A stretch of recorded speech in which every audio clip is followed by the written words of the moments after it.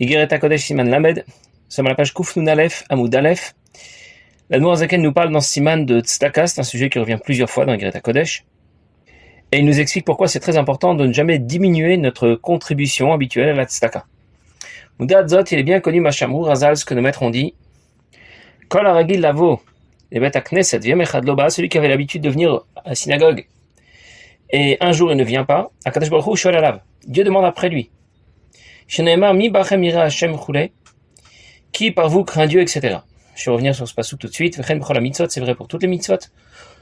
Il faut jamais manquer une mitzvah que l'on a l'habitude d'accomplir. B'prat mitzvot tzedaka sheshkula kneget kol mitzvot, et spécialement la mitzvah de tzedaka, qui pèse autant que toutes les mitzvot. Hagam shibli neder chas v'shalom, même si lorsqu'on a donné la tzedaka, on l'a donné sans s'engager, en faisant le vœu. Afal piken kol achayil, ashanaga yirat l'Hashem libam, tout celui qui a le cœur vaillant et qui est concerné par la crainte de Dieu. Le Yetal Enarsham Elokit la tête migrot de Kodesh, il ne convient pas de diminuer ce qu'il apporte à son effet chez Elokit, mais à Cher Kvar ou Gelum des Shana la friche Mimodam, par rapport à ce qu'ils avaient l'habitude de donner avec beaucoup plus de largesse. La Gemara rapporte dans Maseret Brachot que celui qui a l'habitude de se rendre au Beth Knesset, et chaque jour il s'y rend, mais un jour il ne s'y est pas rendu, Dieu demande après lui. Admor Zaken rapporte cet enseignement de la Gemara, et il précise que c'est bien connu Mouda Zot, ça veut dire qu'il faut bien savoir et connaître ce que la Gemara nous enseigne ici. Le pasuk dit dans Yeshaya, Mi bachem yira Hashem, asher alach shachim, velo negalo. Qui parmi vous craint Dieu, avance de l'obscurité et ne se trouve pas dans la lumière. Ce pasuk parle de quelqu'un qui craint Dieu, qui se rend donc chaque jour au Beth Knesset, on l'appelle Yira Hashem, mais un jour il ne s'y est pas rendu, donc alach shachim, il avance dans l'obscurité. Il ne s'y est pas rendu comme d'habitude et donc il a manqué la lumière qu'il devait révéler, l'onogalo. Il n'est pas éclairé par la lumière de la mitzvah qu'il aurait dû obtenir en se rendant au Beth Knesset pour prier. Voilà le pshat.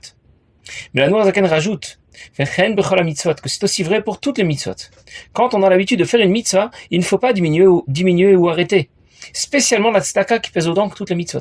La tzedaka est le terme générique par lequel on désigne toutes les mitzvot dans les livres. Quand on parle de faire une mitzvah sans précision, c'est qu'on désigne la mitzvah de tzedaka. Et l'Admor Hazaken nous recommande de ne pas diminuer notre contribution habituelle à la tzedaka. La Mishnah dit dans Masechet Avot, Dam ale malamimach. Sache qui est au-dessus de toi. Mais ça veut dire que mon comportement et mes décisions vont avoir un effet direct, un impact direct, les malas en haut, avec un retour vers notre monde, vers la création. Et donc si je manque une mitzvah, si je diminue dans la pratique d'une mitzvah, je diminue la quantité de lumière qui devait être apportée à la création. Je deviens responsable du manque de lumière que la création n'a pas pu obtenir. L'Admor Hazaken nous parle tout de suite des conséquences que l'on obtient lorsque l'on donne la tzedaka. Lorsqu'on donne la tzedaka à ceux qui sont faibles, bas, et qui n'ont rien de même, ça veut dire qu'ils sont vraiment démunis. Alors, le prinat souka David anofelet, il s'agit de relever la souka de David qui est tombée, le komem ou le romem roulé, le meve echad be'echad et obtenir echad be'echad, l'unité, la fusion totale. Traduction n'apporte pas grand chose, mais je vais expliquer tout de suite. Que représente Souka David Anofelet? David est l'ancêtre de Mashiach. Il est cité pour désigner Mashiach. Souka David, c'est la lumière très haute qui est au-dessus, comme une souka qui est au-dessus de nous, et qui se révélera lorsque Mashiach viendra. Pour l'instant, nous ne l'avons pas obtenue. Et nous disons donc qu'elle est tombée. Nous n'avons pas obtenu la lumière supérieure qui se révélera lorsque Mashiach viendra lors de la Géoula. Comment l'obtenir? Comment relever la souka de David? Quand nous apporterons aux autres ce qui leur manque. Dieu nous apportera alors aussi ce dont nous avons besoin, souka de David, cette lumière qui est makif, qui est supérieure au-delà de la création et qui se révélera lorsque Mashiach viendra, David. En d'autres mots, quand quelqu'un a manqué une mitzvah, c'est un manque personnel, individuel, et pourtant, cela va avoir des conséquences, des répercussions que l'on n'aurait jamais imaginées, insoupçonnées. La mitzvah qui a été manquée par un seul individu a eu des conséquences négatives sur l'ensemble de la création. Et on comprend bien que c'est possible. Comme quand quelqu'un était malade à l'autre bout du monde, il contracte un virus et cela provoque une épidémie mondiale, une épidémie sur l'échelle de la planète. Nous avons donc une grande responsabilité. Nous devons pratiquer les mitzvot, étudier la Torah pour nous-mêmes, mais pour l'ensemble du peuple juif, pour l'ensemble de l'humanité, pour l'ensemble de la création. Et nous ne devons donc absolument pas manquer la moindre mitzvah. Admor Zaken adresse cette lettre aux membres d'une certaine communauté. Il leur demande de ne pas diminuer leur contribution à la tzedaka afin de ne pas diminuer la quantité de lumière qui devait être apportée à la création. Quand on donne la tzedaka, on rétablit la connexion de Malchut et Zeir Anpin, de Malchut et des Sphirot qui la précèdent. C'est ce qu'évoque l'Admour Zaken ici lorsqu'il parle de l'Emeve Echad Be'echad. Rejoindre, faire que se rejoignent un et un. L'établissement de cette connexion entre Malchut et Zeir Anpin va apporter à la création une lumière supérieure. C'est ce qui se réalisera lorsque Mashiach viendra, mais que veut dire réunir un et un? Dans Shar Yichud Ve'emunah, l'Admour Zaken parlait de connecter Yichud Ha'ila et Yichud Ha'tata. Les deux conceptions différentes de l'unité de Dieu. Il y a deux conceptions différentes de l'unité de Dieu. À son niveau le plus haut, le moins haut déjà, Yichud Ha'tata. Yichud Ha'tata est associé à Malchut. C'est l'unité de Dieu qui se conçoit par l'expression Ein Od Milvado. Il n'y a rien d'autre en dehors de lui. Ça veut dire que j'ai tout de même évoqué ce qui existe en dehors de lui, Milvado.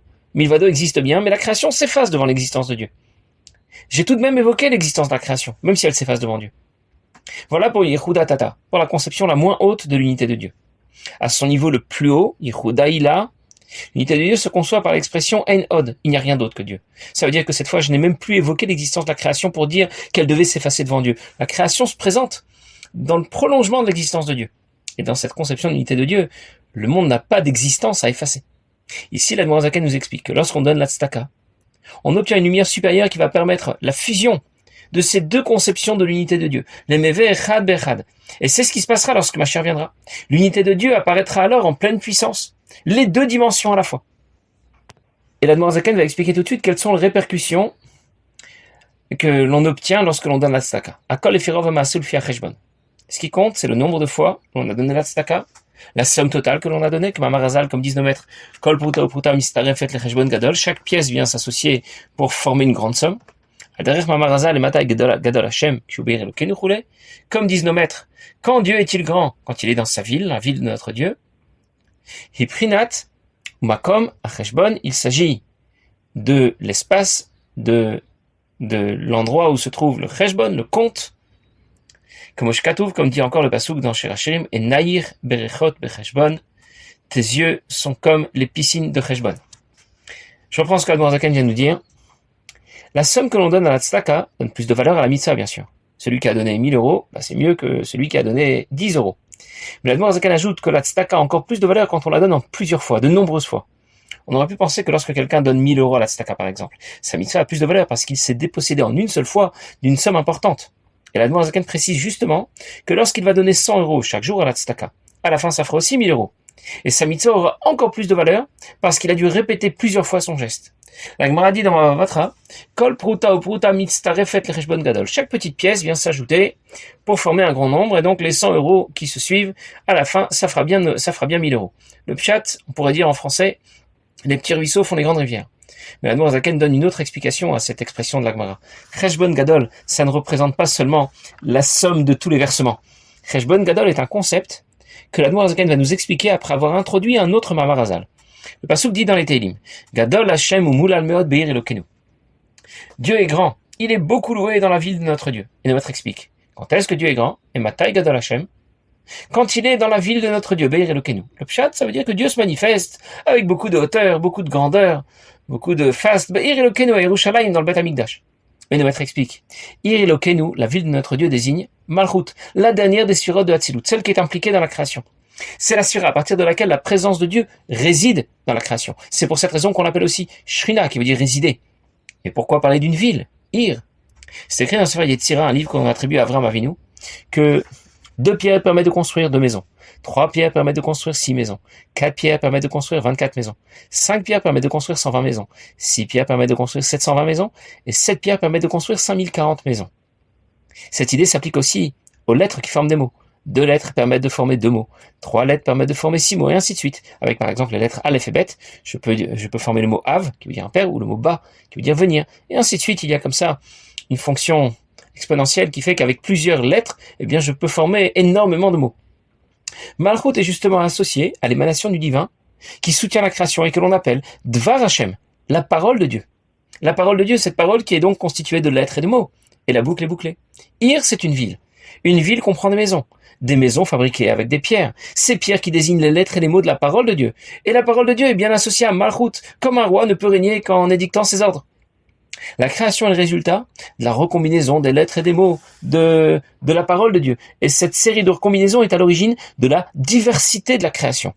Ir Elokeinu, pour conclure. Ir Elokeinu désigne Malchut.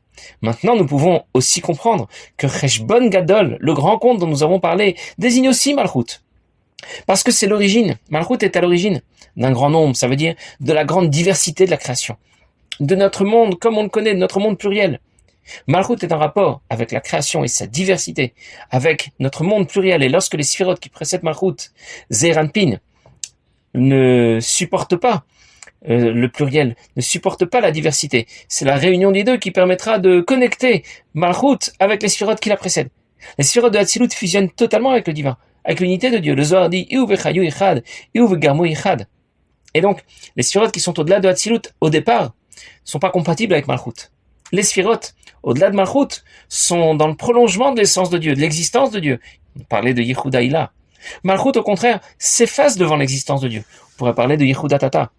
Et l'Admor Hazaken a rapporté le passage qui dit dans Shir HaShirim, « Et naïr berechot becheshbon » Le pshat, tes yeux sont comme les piscines de Cheshbon. Ce passage parle de la beauté de cette femme que l'on appelle dans Shir HaShirim la Shulamite. Il y a plusieurs explications au sujet de cette série de psukim.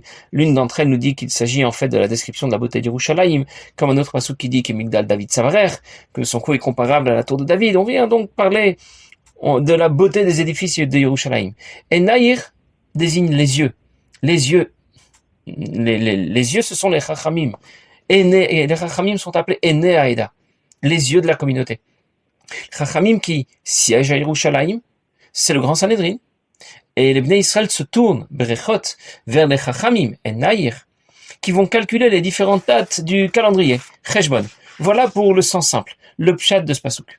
Mais l'Admor Zaken rapporte ici une autre explication. Et Naïr, les yeux désignent toujours Chorma, la sagesse, la première des sphirotes, celle qui précède et qui inclut l'ensemble des autres sphirotes. Elles vont toutes déverser leur lumière, Brechot, comme l'eau que l'on déverse dans une piscine, Brecha, vers Cheshbon, qui désigne Malchut, l'origine de la création, le point de départ de notre monde pluriel. Je reprends et je récapitule. L'Agmara disait dans Baba Batra, Kol Pruta o Pruta mitztarefet el Cheshbon Gadol. Chaque petite pièce vient s'associer pour faire un grand compte. Ça ne veut pas seulement dire que les petits ruisseaux font les grandes rivières. Ça veut dire que chaque pièce que l'on donne à la tzedaka apporte davantage de lumière à Malchut et à l'ensemble de la création. En d'autres mots, chaque fois que l'on donne la tzedaka, on apporte davantage de lumière à la création. Et lorsque l'on se retient de donner la tzedaka, eh bien on empêche la création d'obtenir cette lumière. Et l'Admor Zaken conclut le siman, Vamechouvan kanoda ki bitaguta dil tatam shchat chaim chen vachesed b'masas tzedaka b'ratzon atov, sapanim yafot. Lorsque quelqu'un va donner la tzedaka de bon cœur, avec un visage agréable, Itaruta dilel ayer Hashem panav, il obtiendra un retour similaire d'Akadosh Baruch Hu, qui nous éclairera par sa lumière. Oratam shachat chen vachesed v'ratzon elyon p'chachem ensof Baruch Hu. Il obtiendra alors en retour pour l'ensemble de la création davantage de lumière, une lumière supérieure à la création, qui dépasse complètement la création et tout ce qu'on peut imaginer. El Brinat Malchut Ra Malchut Kol Olamim. Mais d'abord, cette lumière atteindra Malchut, Alma Galia, qui est aussi appelée le monde révélé, parce qu'elle apporte à la création qui est révélée, qui nous est révélée, toute la lumière qu'elle reçoit des sirotes précédentes. Elle apporte la vie à tous les éléments des mondes, des plus hauts au plus bas, qui sont très divers et donc que l'on a associés au compte. Comme on dit au sujet des malachim, qui sont des milliers et des milliers à son service. C'est pour ça que ce que l'on obtient par la tzedaka, eh bien, est aussi associé au shalom, à la paix, qui peut shalom, ou davar amchaber umtaver bet ksavot efrim. La paix vient réunir deux éléments qui étaient opposés. D'un côté, l'extrémité du ciel, la grandeur de Dieu qui est sans limite, et l'extrémité inférieure du ciel, il s'agit de Malchut, qui vient s'introduire dans les mondes de Bria Yetzir Asiya, dans le monde de la création, avec toutes leurs limites. Je reprends. Si tu donnes la tzedaka de bon cœur, tu provoques un retour similaire d'Akadosh Baruch Hu. Le pasuk dit Hashem Tzilcha, Dieu est ton ombre. Ça veut dire qu'il réagit comme ton ombre. Et ce retour est associé au shalom, à la paix. La paix permet de rapprocher ce qui est éloigné. Et la tzedaka permet aussi de révéler une dimension supérieure du divin, une lumière supérieure à la création vers notre monde. C'est pour cette raison qu'on l'a associé au shalom. La tzedaka va établir cette liaison entre Dieu qui est infini et la création dans toutes ses limites. Je récapitule. Tu as donné la tzedaka. Tu n'as pas seulement mis une pièce dans une boîte, tu as bouleversé toute la création. Le divin en pleine puissance se révèle dans notre monde. Tu peux donc imaginer à côté de quoi tu veux passer ce que tu as manqué, si tu diminues ta contribution à la tzedaka. Et c'était bien là l'objet de cette lettre, d'expliquer aux membres de cette communauté à laquelle l'Admorazaken s'adresse que malgré leurs difficultés, ils ne doivent pas retenir leur contribution à la tzedaka. Cette mitzvah et toutes les mitzvot ont une portée cosmique extraordinaire. Il ne faut donc pas les manquer et passer à côté. Passez une bonne journée.